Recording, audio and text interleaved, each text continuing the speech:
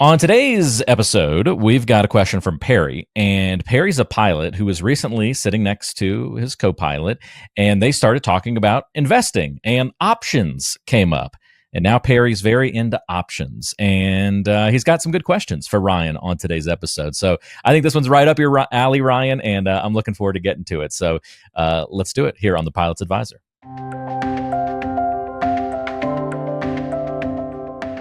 Back for another episode of the Pilot's Advisor. I'm Walter Storholt alongside a pilot himself and financial advisor Ryan Fleming. And Ryan, I've got a great viewer question for you on today's episode from Perry. Perry says, a buddy in the cockpit jump seat was telling me how he's done really well trading options. I picked up a book to learn more, and I'm thinking about dipping a toe in. I'm 58, so I don't want to do anything reckless with my retirement glide path. Is this a bad move at my stage of life? And can I just say I appreciate the analogies in Perry's question here. Well, first off, I say, yes, it's a horrible idea. Run. Go. All right, great show. Thanks, Perry, for the question. Moving on. Go plant a garden or go on a walk or you find the gym, go fishing. I don't know. Find something to not ruin your retirement. The things I'd say about this, to be a financial professional, it's kind of like passing the bar exam. You have to do a Series 7 or a Series 65, and we have to learn all about options and puts and calls and all that. The bottom line behind this is less than like 0.5% of the population can actually trade options and make any money. Most people that do it hurt themselves. I don't do it. I know some pilot friends that do it. Some of them make money, but most of them don't. For the average individual, this is just playing with fire. When we talk about, when I actually have a meeting with a new prospect, I tell them that most of what I do is try to get pilots to not speculate, gamble with their money. Stock picking, market timing, track record investing, options trading would fall under that.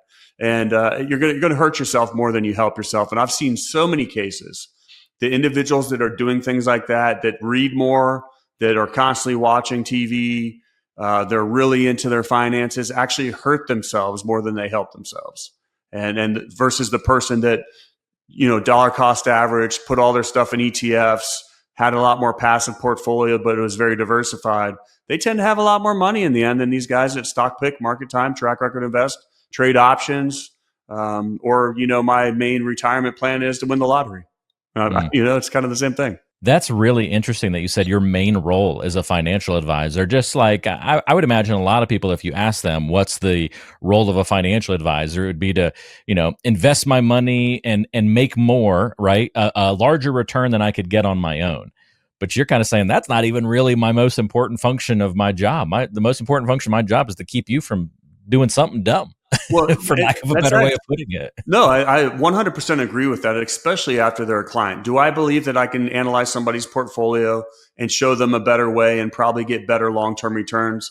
Absolutely, yes. But 100%, I would say that the far majority of what I do is a financial counselor. It's actually a counselor where I'm talking them off the ledge. I'm trying to make sure they don't do something stupid, making sure they don't make a short-term emotional decision with their money versus constantly thinking long-term. So there's a massive part of money that's psychological or behavioral that is by far most of my meetings are actually talking about that. When I'm meeting with a client, it's the psychology, the action, the behavioral side of things and making sure people don't make mistakes versus, oh, we got you an extra 1% because we had a better asset allocation. Yeah. It's nice to be able to have more efficiency and better returns and squeeze out an extra X amount of percent on the top side. But yeah, how much more powerful is that? It's not compared to losing 50% from making a bad decision. That's way more impactful to somebody's life than the extra 1 or 2%. Again, nice to have, but doesn't mean anything if we're not taking care of that other part and limiting those mistakes. Yeah. And I want to share a mistake that recently happened. One of the biggest mistakes. Well, I'll just talk about some of the big mistakes I see. Number one, I don't think people are nearly as aggressive as they need to be throughout most of their career to save enough because they don't understand truly how much you have to have saved to replace your income in retirement. So that's one aspect. But we talked about the stock picking. One of the things I see a lot is so XYZ pilot works for United. And then on the side, they think it's a great idea to buy a ton of United stock. It happens with Delta pilots, FedEx pilots, Southwest pilots. So your whole life is tied to that airline, and you don't need more exposure to that airline. You need diversification. So owning that individual stock doesn't make sense. Now, if they're going to sell it to you at a discount, by all means, take that 10% discount, then sell it, diversify it, let's move on. But one of the big things that's come up recently when we talk about speculating and gambling, JetBlue pilots had the opportunity with Spirit Airlines. They talked about a merger. It looked like it was imminent. I watched a lot of people transition a lot of money, a lot of their retirement assets into this JetBlue stock or Spirit stock because they thought the merger was going to cause either of those stock positions to pop. Well, guess what? I just sat down with somebody that lost 60% of their whole retirement, and it is a big number. Oh, man. And they're in their 50s. And guess what? There's no way you're going to recover that. I mean, losing 60% of your retirement. And I hate to say it, but most of the time with investing, it's fear or greed. And this was a clear case of greed. You know, they weren't scared about what was going to happen. They were, I'm going to make a lot of money off this. And so they put all their chips into the table, and guess what? It didn't hit. So it's hard to watch. It's hard to see. And unfortunately, I see it all the time.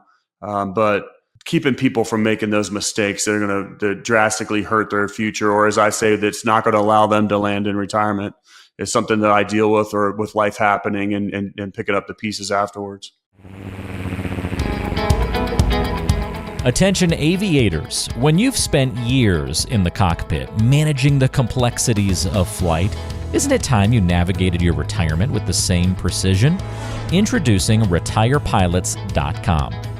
Right at your touchdown zone on our homepage, there's a beacon flashing, "Get my free toolkit." Click that and you'll be cleared for a direct route to Ryan's retirement toolkit, tailor-made for pilots like you. Inside, you'll find two of his important works, The Pilot's Advisor and Pilots Retire Early. Between these two books, you can decipher the 9 critical decisions when retiring before 65 and discover the 7 lessons to help pilots land safely in retirement. But that's not all. This toolkit is packed with altitude-high value, including extras to get your retirement plans off the runway and light the afterburners on your 401k. Vector on over to retirepilots.com to grab your toolkit, and let's embark on this journey together. All good points, Ryan. I want to key in on one more thing on this question, and it was right at the beginning, and it's when Perry said, a buddy in the cockpit jump seat was telling me, it doesn't matter what you fill in the blank with the rest of that conversation. This sounds to most people like we're going down a good path, like someone I trust is telling me something important that's working for them, therefore it can work for me. It's setting it up in this really positive light, but you've seen that steer people in a wrong direction as well. The best intentions, right? And the best, trying to learn, trying to get communicative with them. He even picks up a book as part of that next sentence to try and learn a little bit more, seeming to be doing all of the right things. But you've seen people kind of fall into that trap before. Yeah, pilots do talk in the cockpit. I mean, you might be crossing the Atlantic Ocean or the Pacific Ocean. There's a lot of time up there. Got some time. but in most cases, pilots talking is a bad idea. The big joke is never take financial advice from a pilot, for sure. You know, they talk about, well, if you want to quickly make $2 million into $1 million, take advice from a pilot. So the joke holds true. But I think the bigger thing is anytime you get somebody else that, if it sounds too good to be true, or you haven't been doing it yet and you've lived 50 years in this life, it's probably too good to be true. And it's something that's going to hurt yourself. And I've watched it, you know, not only with something like options trading, I've seen some speculative opportunities that are out there that have a guaranteed return. And of course, you know, you get the details of it and it's like, it sounds too good to be true. And they come back a year later going, I just lost, 50 grand. Well, don't speculate and gamble with your money. Yeah, I liked your impression of Perry's question here. What didn't sound like Perry's in a bad spot when it comes to his retirement plan. Sounds like he just needs a hobby. And so, like you said, pick up gardening, find a different hobby than the options trading, perhaps. Good investing is not sexy at all. It's actually boring and methodical and disciplined and all those things. Like it's not flashy. And unfortunately, as soon as you start doing some of those things, you're gonna hurt yourself. Yeah, not sexy until you get to the finish line and you see that big balance in there, but takes a long time to mature into that level. So. Right, yeah, and I get it. Like, it's a lot more fun to be like, oh, I bought a bunch of Tesla and MicroStrategy, and here's what's going to happen, and I'm going to be rich tomorrow, and then it doesn't happen. So yeah, it would feel great if it did, and the one time it may happen, it'll feel good. But are you going to be right every single time? And probably not. But no, and one more point that I'll say with that is I've been in many meetings where a lot of money has been lost, and said spouse is not very happy. And if you don't think that's going to affect your relationship when you lose half of your money right before you're about to retire, you are wrong. Yeah. I mean, we were joking about most of this episode, but you're spot on. I mean, this has serious consequences if we do take bad steps here, and that can ruin marriages, right? I mean, absolutely. What's one of the number one reasons for divorce? And money's right there at the top of the list. Competing with some other things, but it's honestly a root of a lot of problems. So. Well, absolutely. And we talked about it before. I think one of the biggest things I do is counseling, and I am a counselor. I mean, sometimes I feel like I'm a marriage counselor because it does affect all these things. And unfortunately, when life happens, whatever that is, whether it's divorce, death, marriage, I mean, almost anything, when life happens, I get a phone call or an email because it normally involves money. I want to use the term "don't shoot yourself in the foot," but what's the pilot version of "don't shoot yourself in the foot," Ryan? I like to use the one where pilots are really good at cutting off their nose to spite their face. Okay, gotcha.